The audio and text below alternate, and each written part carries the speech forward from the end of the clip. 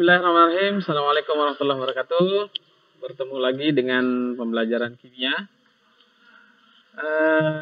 Bagaimana kabar kalian anak-anakku sekalian? Semoga masih tetap sehat ya dalam lindungan Allah Subhanahu wa taala.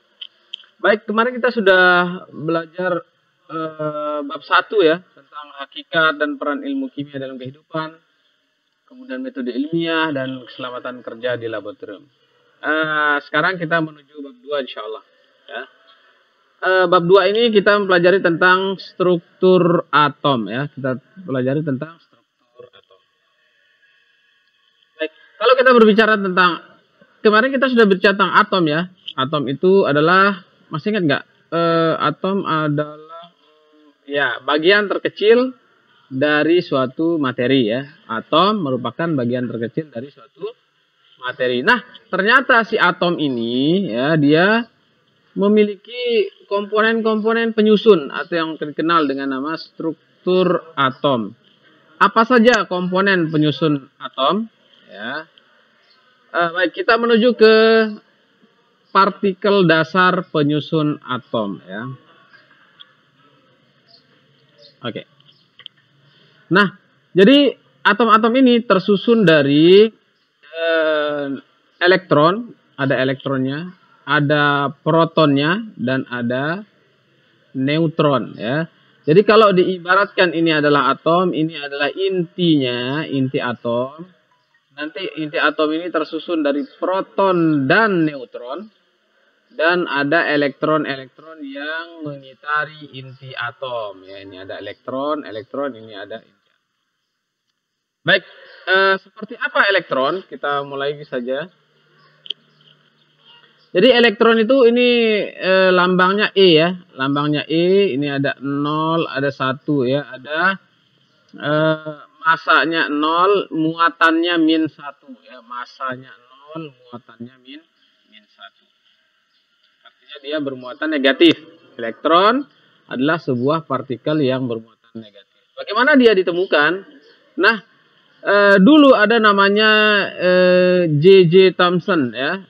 Pada tahun 1897 dia melakukan sebuah eksperimen namanya eksperimen sinar katode ya. Atau CRT, cathode ray tube. Nah, bagaimana hasilnya?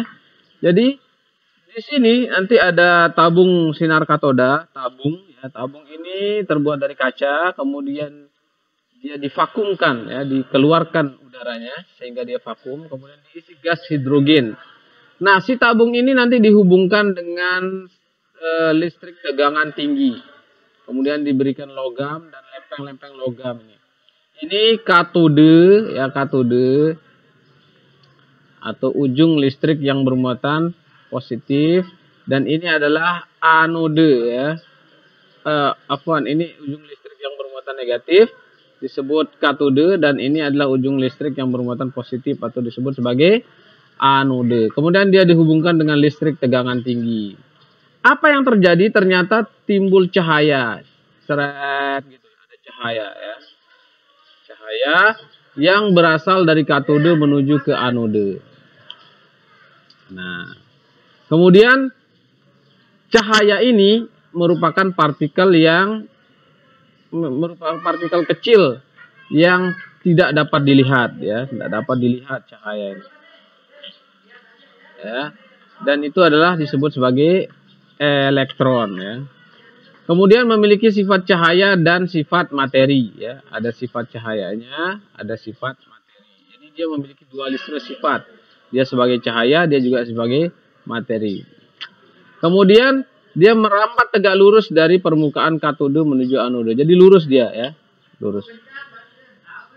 Nah, jadi berbagai gas dicoba di sini, jadi sama dia hasilnya. Jadi tidak tergantung pada jenis gas yang digunakan. Nah, kemudian mengapa dia memiliki dua sifat, yaitu sifat cahaya dan sifat partikel? Jadi dia ini seperti cahaya, tetapi ketika dimasukkan kincir di dalam ini, ternyata kincirnya muter gitu ya. Berarti dia adalah sebuah materi gitu. Kalau cahaya tidak mungkin memutar kincir. Oke. Kemudian ditaruh di sini adalah lempeng bermuatan positif, lempeng apa namanya ini magnet ya. Ketika didekatkan dengan magnet bermuatan positif, maka dia belok ya mendekati muatan positif. Ketika dia ditaruhkan lempeng bermuatan negatif, maka dia berbelok menjauhi muatan positif. Jadi si cahaya ini kalau didekatkan dengan muatan positif, dia belok, dia tolak menolak. Ya, tolak apa? Dia bukan tolak menolak ya, dia mendekati muatan positif. Artinya dia ditarik oleh muatan positif. Berarti dia adalah negatif. Kalau didekatkan dengan muatan negatif, maka dia menolak muatan negatif. Ya, artinya negatif, tolak menolak.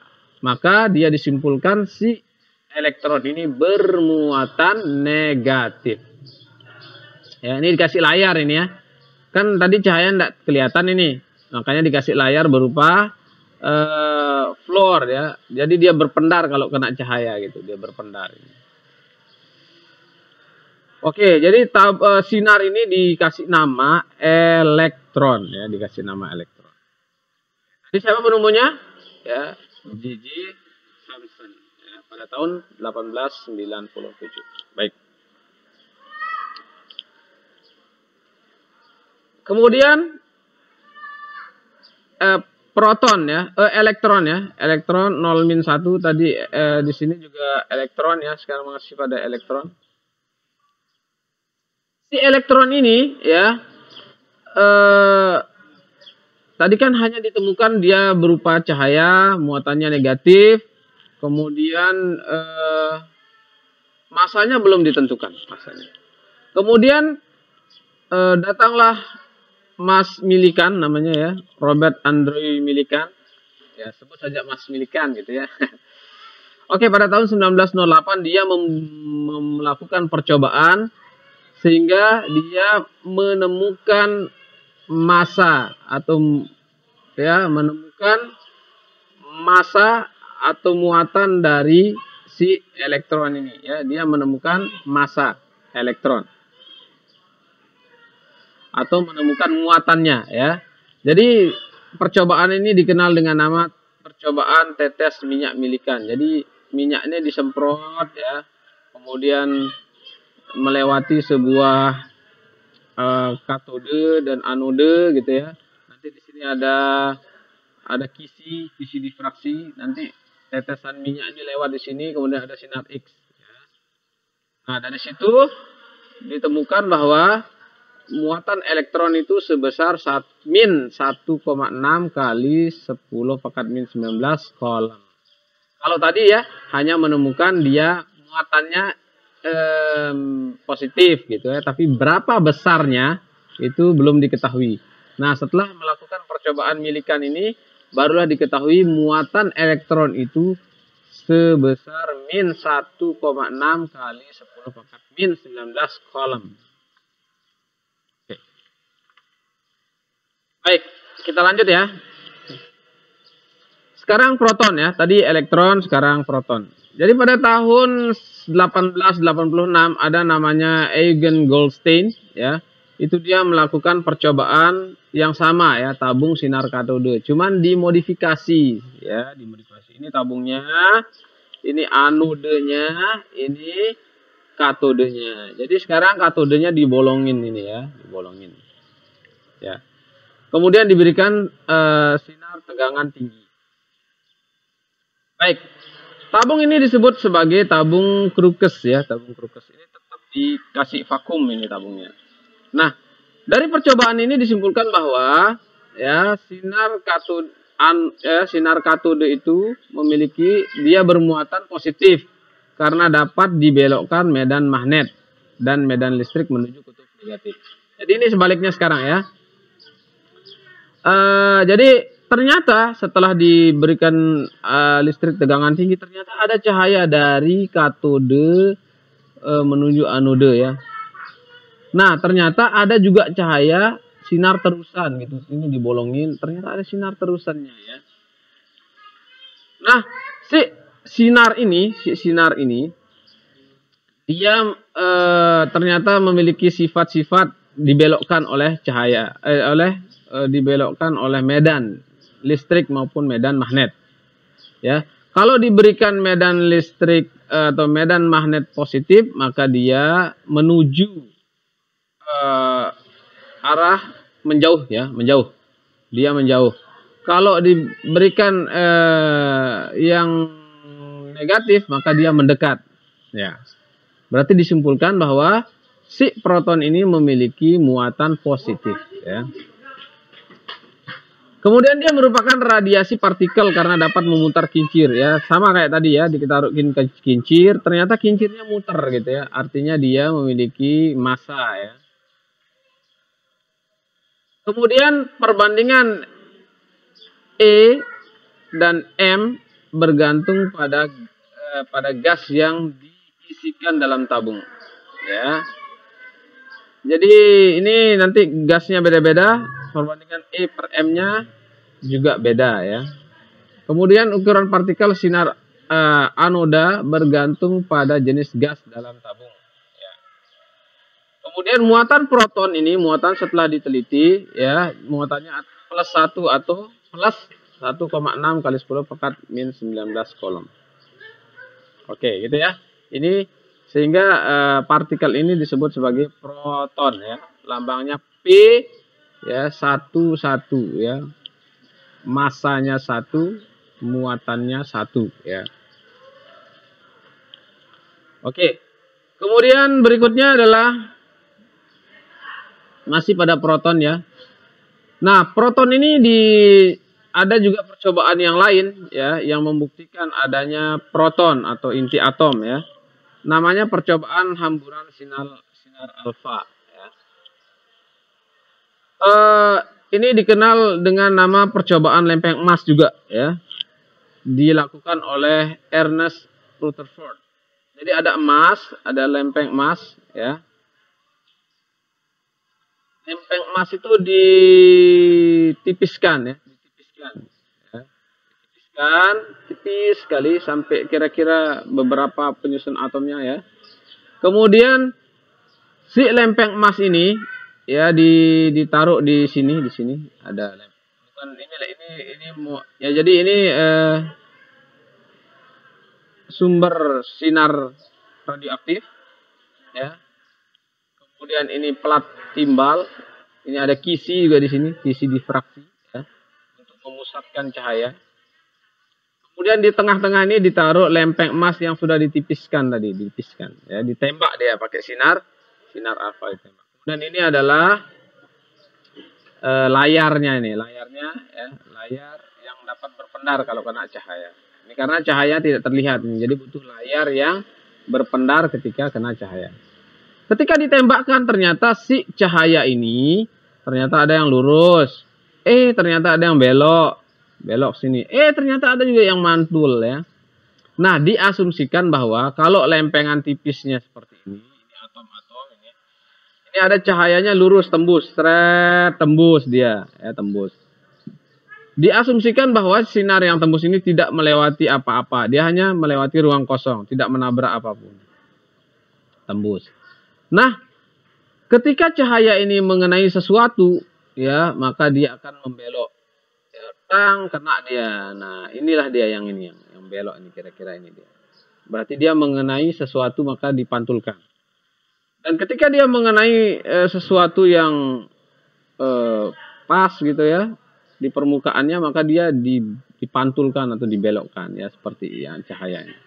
Sehingga diasumsikanlah bahwa lempeng emas ini terdiri dari atom-atom, kemudian di situ ada inti atomnya, ada inti atom kecil-kecil ya. Dan ini adalah ruang kosong, ini ruang kosong semua ini.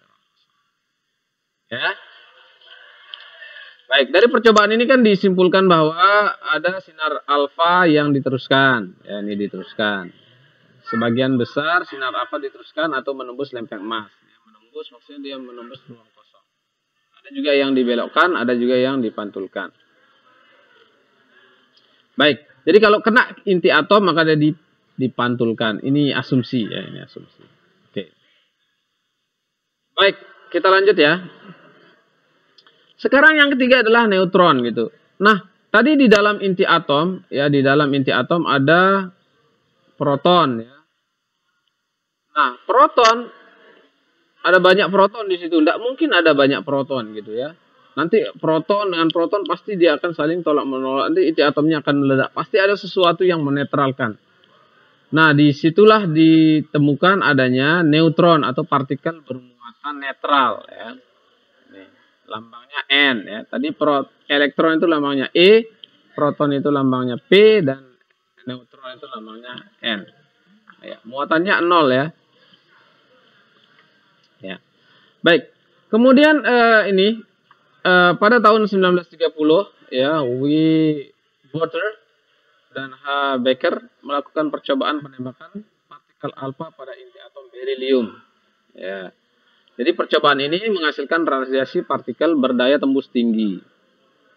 Ya, dilakukan percobaan, ternyata cahaya itu bisa tembus gitu ya, bisa tembus kertas, bisa tembus kayu, bisa tembus beton gitu ya, dia punya daya tembus yang tinggi.